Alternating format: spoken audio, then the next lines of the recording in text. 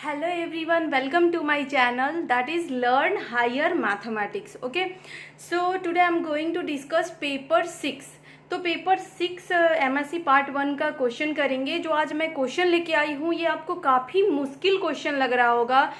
इसको समझना ना थोड़ा सा मुश्किल है, बट एक बात जान जाओ, अगर इस क्वेश्चन को आप समझ जाते हो ना तो आपको ऑलमोस्ट CR इक्वेशन भी समझ में आ जाएगा, उसका प्रूफ भी समझ में आ जाएगा, और इस क्वेश्चन के साथ साथ आपका तीन क्वेश्चन आपका कंप्लीट हो जाएगा। सो ये क्वेश्चन थोड़ा टाइम टेकिंग है, पेशेंस बना के रखना। और अगर पेन और कॉपी लेके नहीं बैठे हो तो पेन और कॉपी भी फटाफट निकाल लो अपना, ठीक है। मेरे साथ साथ आप भी इस क्वेश्चन को करेंगे, सुनेंगे, समझेंगे। जहाँ समझ नहीं आएगा आप थोड़ा सा वीडियो को बैक करके देखना। Okay, so let's start the question. Question आपसे कह रहा है कि derive necessary and sufficient condition for fz to be analytic in polar coordinate। Clear है? अब पोलर कोऑर्डिनेट का मतलब क्या है? यहाँ पे आपका कॉम्प्लेक्स कोऑर्डिनेट की बात हो रही है, ठीक है। जहाँ पे आपका दो फंक्शन होगा u और v, जैसे u प्लस आयोटा भी लिखोगे ना fz, तो u का भी u भी xy का फंक्शन होगा और v भी xy का फंक्शन होगा, डबल वेरिएबल का, ठीक है।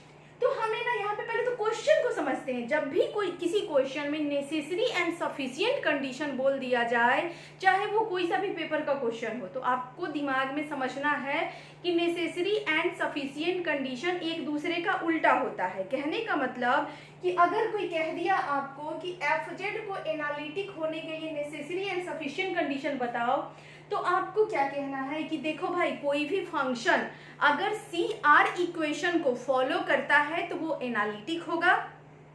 क्लियर है? ये आपका सफिशिएंट कंडीशन है।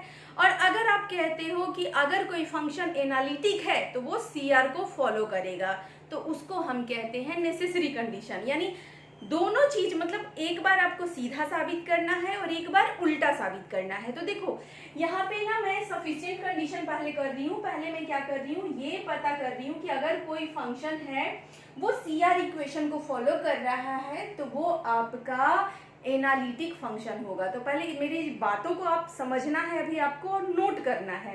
मैंने थोड़ा सा नोट यहाँ पे लिखा है कि for sufficient condition if del u upon del x, del u upon del y, del u upon del x, sorry del v upon del x और del v upon del y, ये अगर आपका exist करता है as a continuous first order partial derivative which satisfy Cauchy Riemann equation, जिसको हम short में CR equation भी कहते हैं। ये क्वेश्चन थोड़ा टाइम लगेगा, प्लीज वीडियो को थोड़ा समय देना पड़ेगा आपको। Okay, in region R then sufficient for fz to be analytic. कहने का मतलब जरा ध्यान से सुनो, ये कहानी अगर आपको समझ नहीं आया कोई बात नहीं, यहाँ सुनो।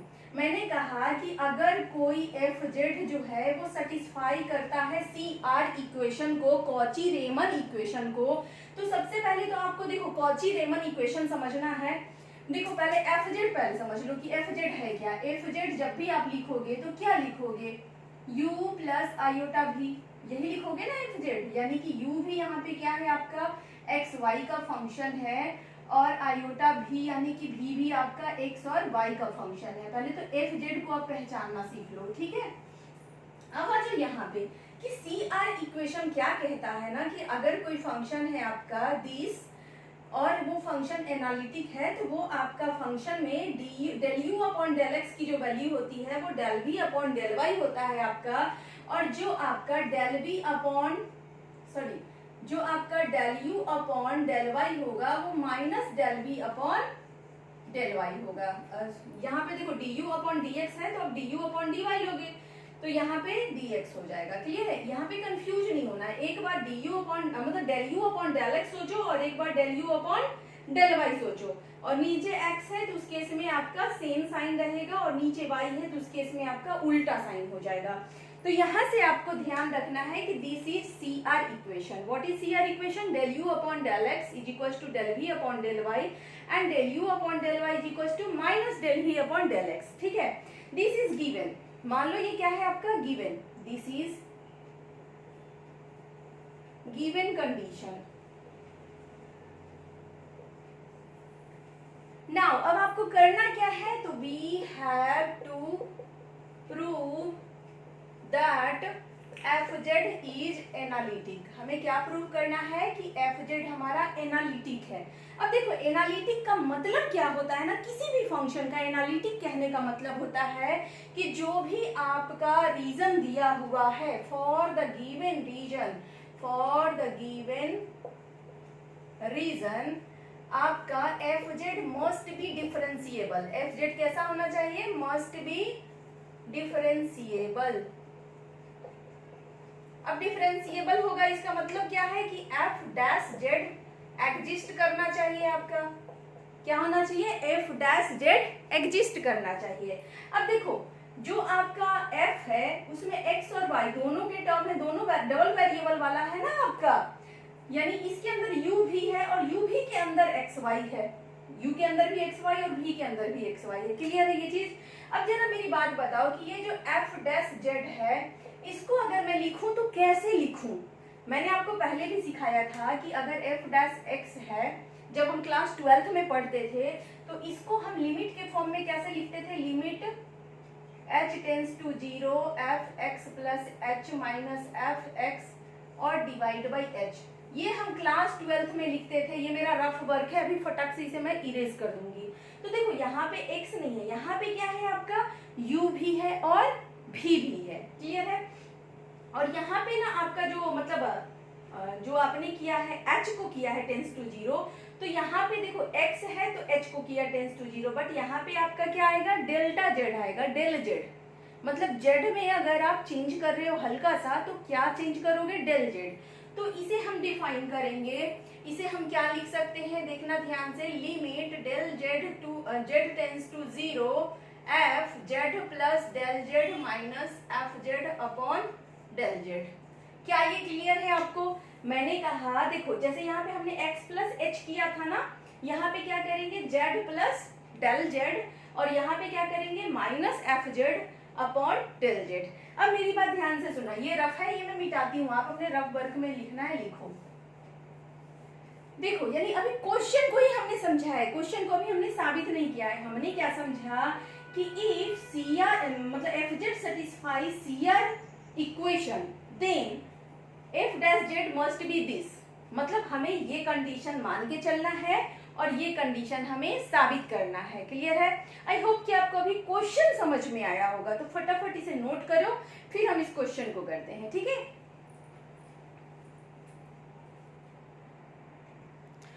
सो now I have erase everything. So हमने अभी क्या देखा कि हमारे पास जो CR इक्वेशन है वो क्या है आपका, del u upon del x that should be equals to d v upon d y, del u upon d y equals to minus d v upon d x. और हमें प्रूव क्या करना है, वी हैव टू प्रूव, हमें ये कंडीशन प्रूव करना है। अब देखो जो चीज हमें प्रूव करना होता है उसके लिए हमें जिन जिन चीजों की जरूरत होती है हम उन चीज को इवेलुएट करके लाते हैं। क्लियर है। तो यहाँ पे हमें जरूरत है किसका, f z plus del z का और एफ जेड का और डेल जेड का। क्लियर है बात। अब जरा ध्यान से मेरी बात सुनना कि हमें तो चाहिए f z plus del z. तो सबसे पहले हमारे पास एफ जेड है क्या, देखो हमारे पास we have f z is equals to what, u x comma y plus iota v x comma y. यही तो है हमारा एफ जेड।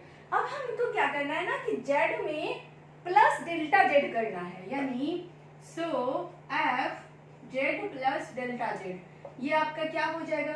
अब चूंकि मतलब जेड में डेल्टा जेड करोगे तो एक्स में डेल्टा एक्स जुड़ जाएगा और वाई में डेल्टा वाई जुड़ जाएगा।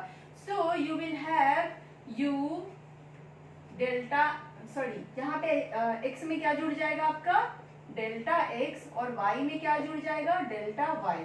सिमिलरली आयोटा भी एक्स में डेल्टा एक्स जुड़ जाएगा और वाई में डेल्टा वाई जुड़ जाएगा। यहाँ तक कहानी आपको समझ में आ रहा है। अब जरा ध्यान से देखना कि यहाँ तक तो ठीक है। अब हम यहाँ से ये तो लिख दिए, बट इसको हम कैसे ले जाएं, इससे कैसे मतलब ये जो रिजल्ट है इसे हम कैसे बनाएंगे। एक्स वाई तो इस रिजल्ट में कहीं है ही नहीं, यहाँ पे तो सब कुछ जेड में है और डेल्टा जेड में है और हमने वापस से एक्स में लिख दिया और वाई में लिख दिया। तो देखो ध्यान से यहाँ पे आपको ना थोड़ा सा मतलब टेलर थ्योरम का जरूरत है, ठीक है। तो वो मैं लिख देती हूँ statement, we will use Taylor theorem here. देखो हम जो टेलर थ्योरम का इस्तेमाल करने वाले हैं ना, कि जब भी किसी फंक्शन में आप मतलब एक मिनिमल सा वेरिएशन करते हो, ये जो टेलर थ्योरम है ये आपका ना मतलब लगभग अप्रोक्सीमेशन फंक्शन, किसी भी फंक्शन का अप्रोक्सीमेट वैल्यू निकालने के लिए हम इसका इस्तेमाल करते हैं। तो यहाँ देखो जो एफ जेड है उसमें हल्का सा ही तो आपने ना मतलब चेंज किया कि एफ जेड में डेल जेड जोड़ दिया। तो यहाँ से ना मैं स्टेटमेंट बस लिख देती हूँ। आप इस स्टेटमेंट को अगर नहीं पढ़े हो कभी भी टेलर थ्योरम को, तो आपने इसको याद कर लेना थोड़ा सा फिलहाल इस क्वेश्चन के लिए। तो स्टेटमेंट में क्या है आपका कि मान लो आपके पास अगर कोई एफ एक्स और वाई था, एफ एक्स वाई कोई फंक्शन था और x में आपने h जोड़ दिया और y में आपने k जोड़ दिया, देन आप इस फंक्शन को क्या लिख सकते हो वो बताता है टेलर थ्योरम, कि आप इसको लिख सकते हो f x y plus h del f upon del x plus k del f upon del y. I hope यहाँ पे आपको ये थोड़ा सा आप याद रख सकते हो। प्लस में डॉट डॉट डॉट भी है, बट हम ना यहाँ पे क्या करेंगे, बहुत ज्यादा मतलब डबल डिफरेंशियल नहीं लेंगे, हम इतना ही अपने काम का लेंगे टेलर थ्योरम का एक्सपेंशन, इससे आगे हम नहीं लेंगे क्योंकि हमें अप्रोक्सीमेट ही तो आंसर चाहिए ना, तो इतने से हमारा काम बन जाएगा। तो आपको ध्यान रखना है कि x में h जोड़ दो, y में k जोड़ दो, तो ये इक्वल होता है f x y plus h del f upon del x plus k del f upon del y के। क्लियर है? अब कहोगे कि यहाँ इसका इससे क्या लेना देना है भाई, तो अब जरा ध्यान से देखो, यहाँ पे क्या हुआ है, u x del x y del y, वही चीज तो है, बस f की जगह क्या है, u है। क्लियर है ये चीज? और यहाँ पे डेल x है, यहाँ पे क्या है, h है, यहाँ पे डेल y है, यहाँ पे क्या है, k है। यानी अगर मैं बोलूं for u x plus del x और y प्लस डेल y, आपको ये पता करना है, मतलब पहले मैं ये निकालूंगी फिर ये निकालूंगी और दोनों का वैल्यू यहाँ पे हम रख देंगे। क्लियर है ये बात? तो अब देखो इसको हम कैसे निकालेंगे, यहाँ पे आप ध्यान से देखो, तो इसी इक्वेशन का यूज करेंगे, f को रिप्लेस कर देंगे किससे, u से, h को रिप्लेस कर देंगे किससे, डेल x से, और k को रिप्लेस कर देंगे किससे, डेल y से। क्लियर है ये चीज? यानी आप u x plus del x comma y plus del y, इसको आप क्या लिख सकते हो, we can write according to this, that is f x y यानी कि u एक्स वाई। क्लियर है? प्लस h, h यानी कि डेल x, df यानी कि du del u upon del x plus k, k यानी कि del y du upon del y। ये आपको समझ में आया? सिमिलरली अब हम ना ये v वाले के लिए भी करेंगे, बस जहां u था वहां पे क्या हो जाएगा, v हो जाएगा, यानी कि v x plus del x y plus del y, इसे हम क्या लिख सकते हैं, v x comma y plus del x del v upon del x plus del y upon del y into del v upon del y। Same to same है, बस u की जगह v कर देना है, यहाँ पे कोई दिक्कत नहीं। अब हम क्या करेंगे ना, इनकी इसकी वैल्यू और इसकी वैल्यू, इसको मान लो इसको मान लेते हैं हम इक्वेशन 1, इसको मान लेते हैं 2, इसको मान लेते हैं 3। अब हम क्या करेंगे ना, 2 और 3 इन दोनों की वैल्यू उठा के रख देंगे यहाँ पे 1 पे। क्लियर है? देखो हमने क्या किया, एक बार हमें चाहिए था ये सब f z plus del z चाहिए था, इसीलिए हमने पहले f z plus del z निकाला, और इसको निकालेंगे इस तरीके से निकालते जाएंगे ना कि उसमें हमें अलग अलग u x y v x y का टर्म दिख जाए। दिख रहा है ना आपको लगभग कि इसको चलो जोड़ेंगे ना तो एफ जेड टाइप का कोई चीज मिल जाएगा हमें। तो अब क्या करेंगे ना, हम 2 और 3 को उठा के यहाँ पे 1 में पुट कर देंगे। तो आप फटाफट इसे नोट डाउन करो।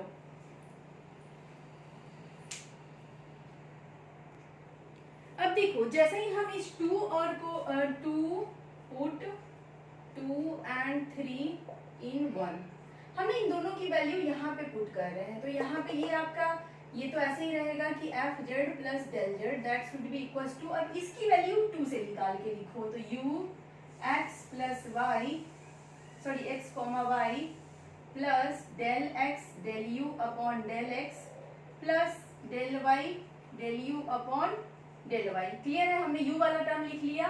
प्लस अब ये देखो आयोटा से मल्टीप्लाई होके ये टर्म लिखाएगा, तो पहले हम क्या करते हैं ना, आयोटा से मल्टीप्लाई करके लिखते जा रहे हैं। Iota v x comma y plus iota del x del v upon del x plus iota del v upon del y. Clear है ये चीज। अब यहां से देखो, आपको हमें चाहिए क्या था, हमें ये वाला टर्म माइनस एफ जेड चाहिए था। अब देखो ये टर्म तो आपको दिख रहा है कि ये है f z plus del z. अब देखो ये वाला टर्म और ये वाला टर्म, ये दोनों मिलके क्या हो जाएगा, एफ जेड। इसको ना एलएचएस में बुला लो, तो ये माइनस एफ जेड आप लिख सकते हो, है ना। ब्रैकेट में लिख देना कहीं बगल में, आप जब सॉल्व करो कि this plus this will be equals to f z, फिर एफ जेड यहाँ लेके आ जाना। सो ये क्या हो जाएगा, del x del u del x plus del u upon del y plus iota del x del v upon del x plus iota del v upon del y. Clear है ये चीज, यहाँ पे कोई किसी को कोई समस्या नहीं। अब जरा ध्यान से देखो, हमें जो जो चाहिए था उनमें से दो बंदे तो मिल गए, हमें ये दोनों मिल गए। अब हमें ये एफ डैश जेड और एफ जेड, मतलब कुछ ऐसा हो जाए कि ये वाला जो है ना, ये टर्म तो है मेरे पास, ये टर्म जो है ये बन जाए f dash z into F Z. Clear है ये चीज। अब कैसे बनेगा, तो ध्यान से देखो, मैंने कहा एफ डैश जेड बन जाए इंटू में एफ जेड बन जाए, तो यहाँ से क्या करेंगे कि हमें चाहिए डेल जेड। क्लियर है। अब डेल जेड कैसे मिलेगा हमें, डेल जेड के लिए आपको, जैसे कि जेड में यू और भी का टर्म है, तो del u upon del x और del v upon del z वाला टर्म चाहिए आपको। तो यहाँ से हम क्या करेंगे, इसको ना, ये जो डेल एक्स है यहाँ भी है और यहाँ भी है, और डेल वाई यहाँ भी है और यहाँ भी है, तो पहले ना इसे कॉमन निकाल लो आप। डेल एक्स को आप कॉमन ले लो, तो ये हो जाएगा del u upon del x plus यहाँ क्या है, यहाँ पे क्या है आपका iota del v upon del x plus यहाँ से डेल वाई कॉमन ले लो, तो ये हो जाएगा डेल वाई, और यहाँ पे ये क्या हो जाएगा del u upon del y plus del v upon del Y.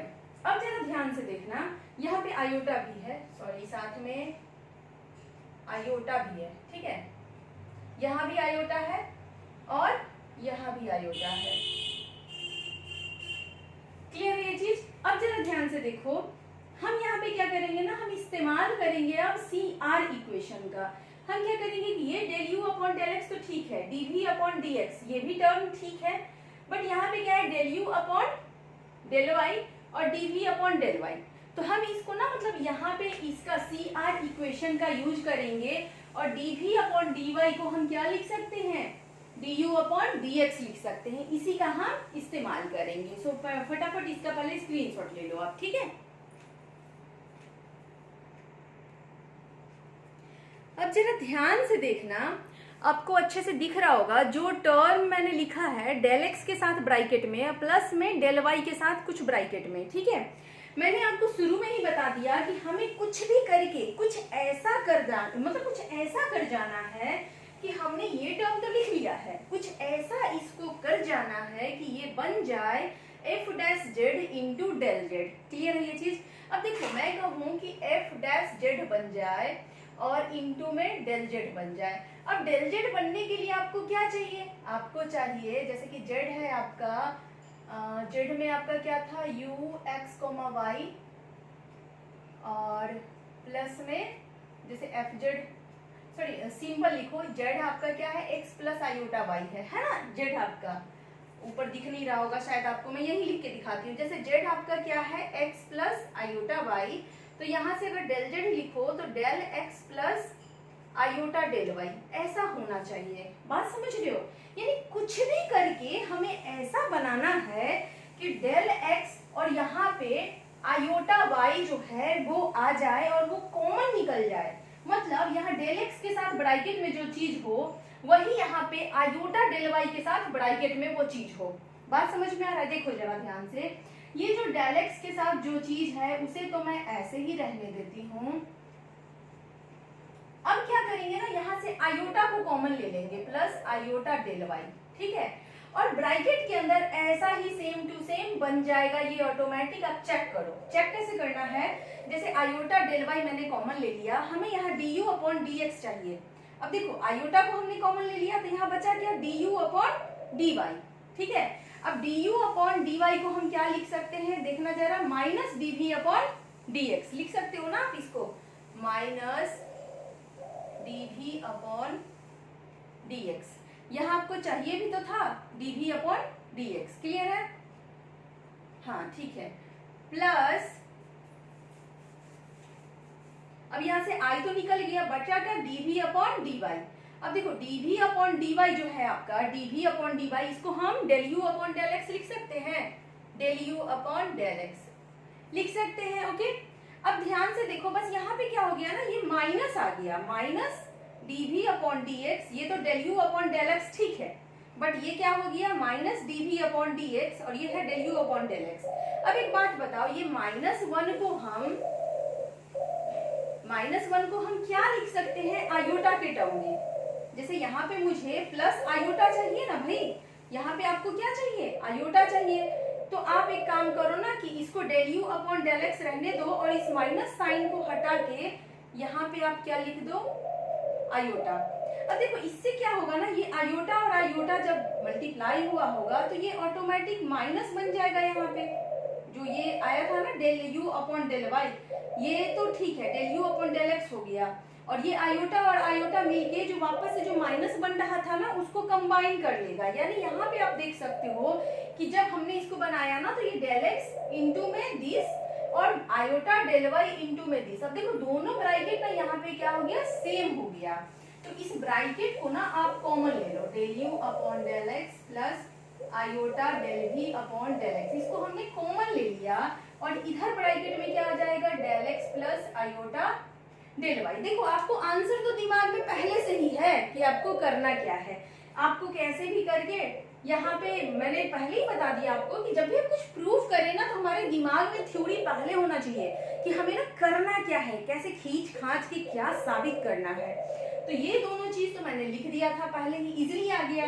बस यहाँ पे ये मल्टीप्लाई बाय ये वाला टर्म जो है ना, ये लाना हमारा काम था कैसे भी करके, तो हमने इसको यहाँ पे ऐसा सेम ब्रैकेट बना लिया। अब जरा ध्यान से देखो ये क्या है, अगर मैं बोलूं u प्लस आई भी, इसे हम क्या कहते हैं, एफ एक्स कहते हैं, मतलब एफ जेड कहते हैं, ठीक है।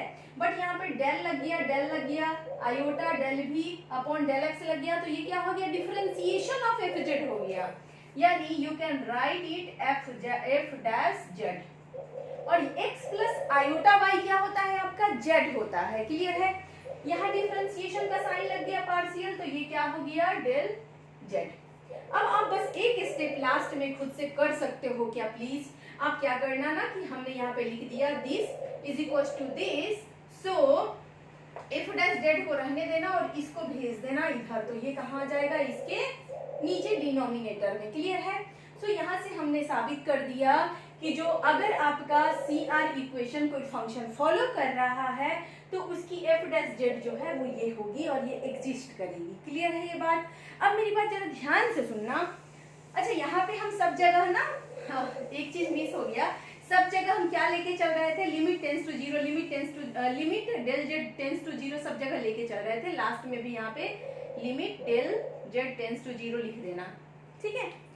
तो अब जरा ध्यान से मेरी बात सुनना, ये हमने जो प्रूफ किया this was sufficient condition, clear है। अगर आपको नेसेसरी कंडीशन प्रूफ करना है तो वही कान को उल्टा पकड़ना है। करना क्या है कि लेट सपोज कि फंक्शन एनालिटिक है, फंक्शन अगर एनालिटिक है तो f dash z is equal to this होगा, सो इसको इधर भेज देना, मल्टीप्लाई कर देना, और उसके बाद फिर एड़ी चोटी करके और फिर ये वाला इक्वेशन लाके आपको साबित करना है। यहाँ पे आपने जेड को एक्स वाई करके माना था ना, वैसे ही यहाँ भी मान के बस एड़ी चोटी करना है। अगर ये क्वेश्चन मतलब दोनों तरीके से साबित करना हो तो ये 16 मार्क्स का वर्थफुल क्वेश्चन है।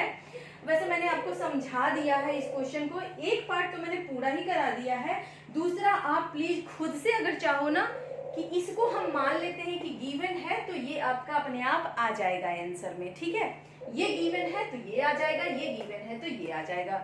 अगर ये गिवन है तो ये सफिशिएंट कंडीशन है, अगर ये गिवन है तो ये नेसेसरी कंडीशन है। बात समझ में आया? तो मैंने यहाँ पे साबित कर दिया कि अगर CR इक्वेशन आपका फॉलो हो रहा है तो वो फंक्शन 100% एनालिटिक होगा। आई होप ये क्वेश्चन आपको समझ में आया होगा। प्लीज कमेंट सेक्शन में लिखना कि यस हमें समझ में आ गया। आपको जो भी क्वेश्चन का आंसर चाहिए कमेंट बॉक्स में आप डाल देना। Thank you, keep watching, supporting me, bye bye.